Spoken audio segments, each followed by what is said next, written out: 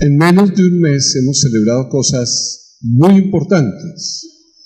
Tuvimos la misa crismal, donde bendecíamos los óleos de enfermos, óleos de catecúmenos y el Santo Crisma.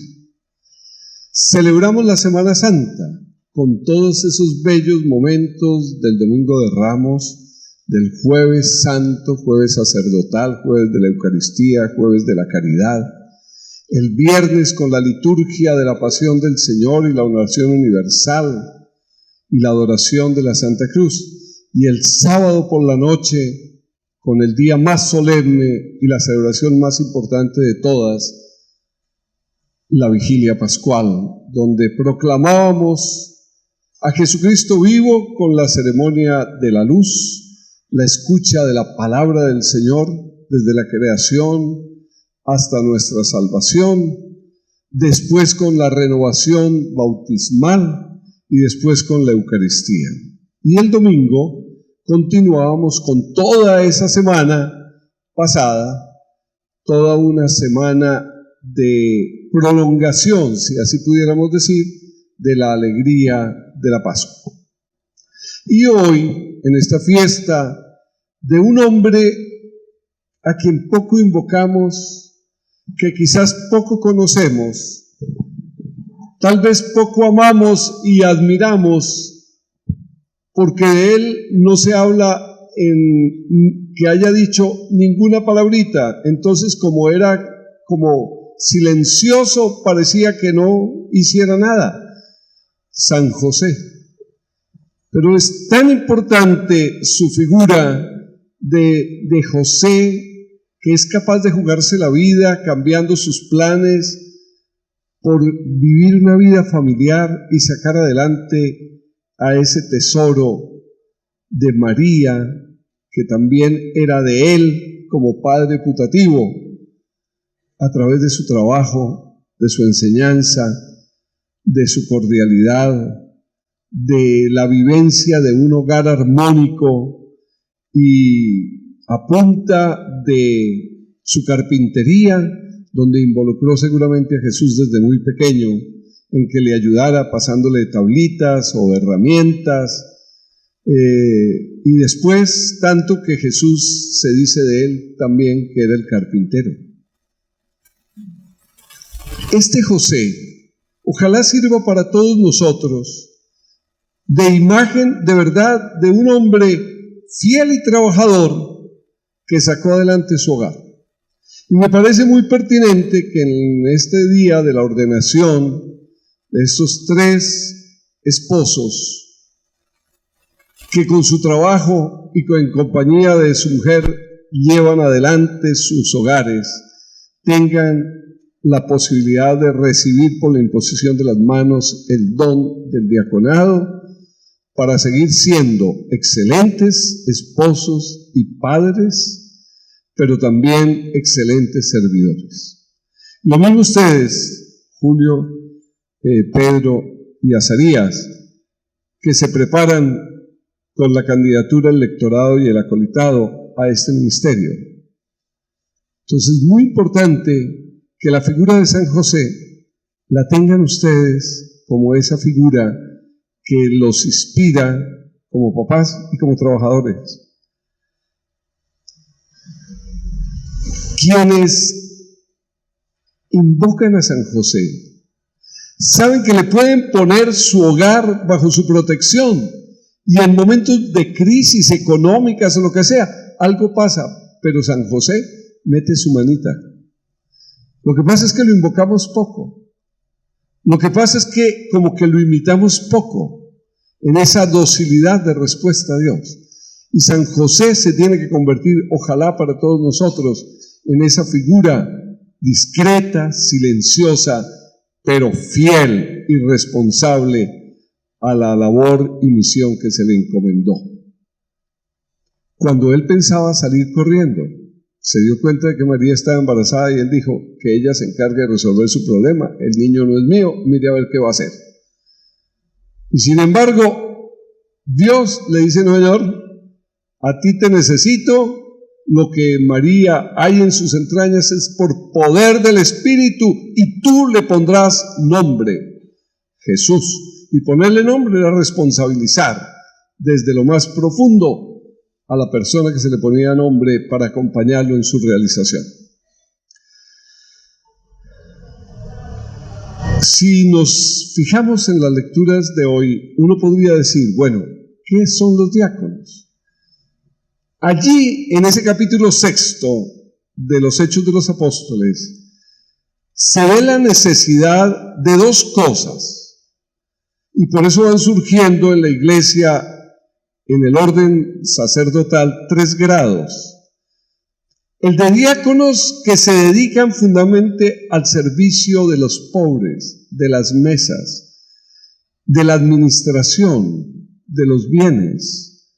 Es decir, el diácono no es únicamente el del altar, esto le corresponde como parte de lo que él tiene que hacer. Pero surge el diaconado para no distraer lo fundamental de un presbítero o de un obispo, que lo resumen los apóstoles en 2 cosas. No podemos abandonar la oración. Y queridos sacerdotes, ¿cómo va nuestra oración? Queridos seminaristas, ¿qué valoración le están dando ustedes a la oración diaria?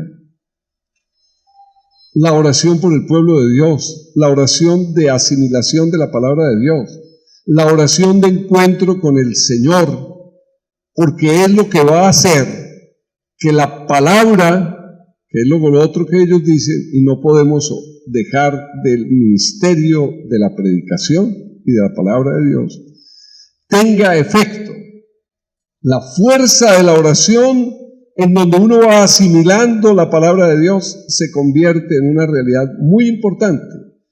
Por eso en esta Pascua, queridos sacerdotes, diáconos permanentes, seminaristas, y me lo digo a mí mismo como obispo, nosotros tenemos que redoblar el valor de la oración.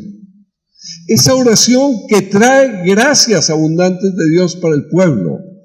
Es creer en el valor que tiene orar por alguien, el valor de intercesión, el valor de la alabanza, el valor que tiene la acción de gracia, la admiración ante todo lo que Dios va haciendo. La oración para nosotros, queridos cristianos, que es nuestra obligación como presbíteros, diáconos o obispos, es también para ustedes, pueblo de Dios. Y a mí me encanta cuando yo veo, por ejemplo, a los distintos movimientos o grupos, que cuando tienen retiros hay un grupo que está dedicado a la oración. Es creer en el valor de la oración con poder transformador. Así yo no esté predicando, pero otro predicará, pero la oración ayuda, fortalece, transforma. Ustedes vinieron a acompañar a este grupo y todos nosotros vinimos. Nuestra responsabilidad para con ellos es orar por ellos. Eso tendrá un valor impresionante. El valor de la oración. En primer lugar, ustedes, las familias, las esposas, los hijos de estos que se ordenan, hay que orar. Y crean en el valor de la oración familiar, pero todos nosotros también. Ahora, una característica que ojalá pudiéramos asimilar todos, y especialmente ustedes, los que yo ordeno hoy, se decía que elijamos unos varones llenos de fe. ¿Qué es la fe? Es un regalo de Dios que me permite relacionarme con Él para poner toda mi confianza en el Padre, en el Hijo y en el Espíritu para llevar a la práctica lo que Jesús pide. Esa es la fe. La fe es un regalo que me permite afincarme en Dios y en la iglesia a quien el Señor le ha entregado la responsabilidad de continuar la presencia amorosa de Jesús en la historia. Eviten, queridos hermanos, que se ordenan o que aspiran al diaconado, Eviten hacer su propio programa de vida y acomodar el Evangelio a sus necesidades o a sus intereses. Es fatal, porque ahí desorientamos el camino. Jesús duró 30 años en que no predicó. ¿Pero qué hacía? Trataba de entender qué era lo que Dios Padre estaba esperando. Y las exigencias del Evangelio, Jesús se las plantea a los discípulos en el texto del Evangelio de hoy, cuando dice: yo no he venido a ser servido, sino a servir y a dar la vida en rescate por muchos. Si no estamos dispuestos a dar la vida, rompiendo nuestros propios proyectos de vida, como le tocó romperlo a José, entonces termina uno pasándose a cualquier grupo religioso que no sea católico.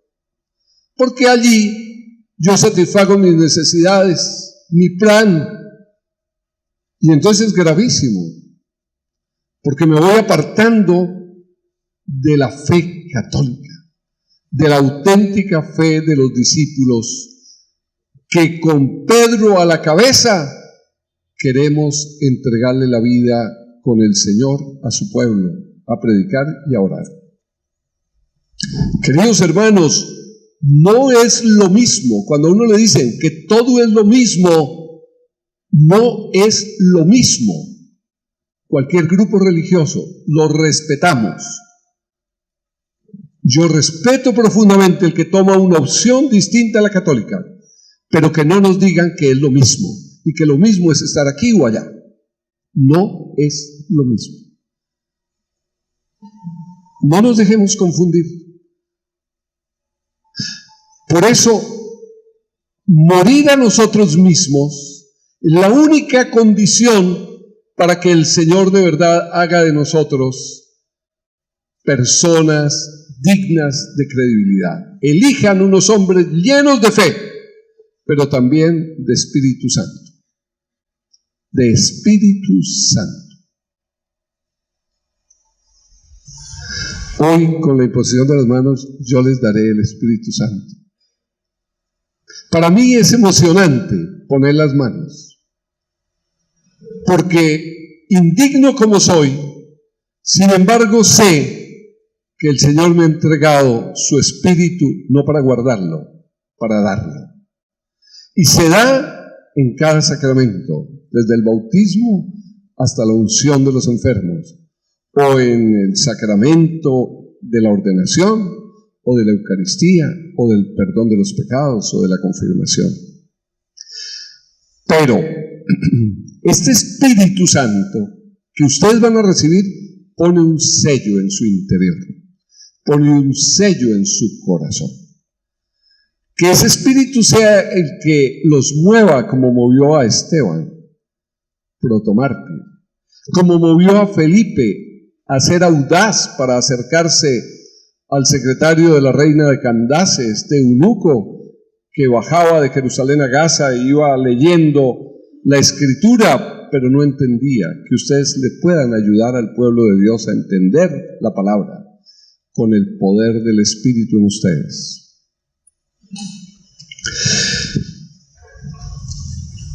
Hoy es un día de fiesta. Es un día de corona en medio de esta alegría pascual. Hacía 8 años que no ordenábamos diáconos permanentes. Aquí hay algunos de los últimos ordenados: Ramón, Argemiro, Diego. Bueno, qué emocionante poder darles el diaconado. Y que todos nosotros creamos en la vocación y en las distintas vocaciones. Una vocación es el matrimonio, pero el Señor enriquece dentro del matrimonio a algunos con este sacramento del diaconado permanente. El Señor enriquece la iglesia con las distintas vocaciones, y entre las cuales está la vocación religiosa, la vocación sacerdotal, la vocación misionera, la vocación laical, la vocación de solteros.